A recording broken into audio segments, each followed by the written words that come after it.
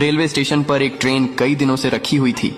एक बड़ा कबूतर उस पर अपना घोंसला बनाता है, फिर उसी घोंसले में अंडे देता है और कुछ दिनों में अंडों से नन्हे चूजे निकलते हैं। कबूतर खुश था। एक दिन कबूतर दाना लेने जाती है, तभी अचानक ट्रेन चल पड़ी और काफी दूर निकल गई। जब कबूतर आती तो देखती है कि ट्रेन वहां नहीं होती है। कबूतर अपने बच्चों को हर तरफ ढूंढने लगती है। ट्रेन जा चुकी थी। कबूतर उदास एक पेड़ पर बैठी होती है। तभी वही ट्रेन उसी स्टेशन पर वापस आई। कबूतर खुश हो गई और फिर कबूतर ने अपना घोंसला पेड़ पर बना लिया और फिर कबूतर रोने लगी। फिर लाइक सब्सक्राइब नहीं किया।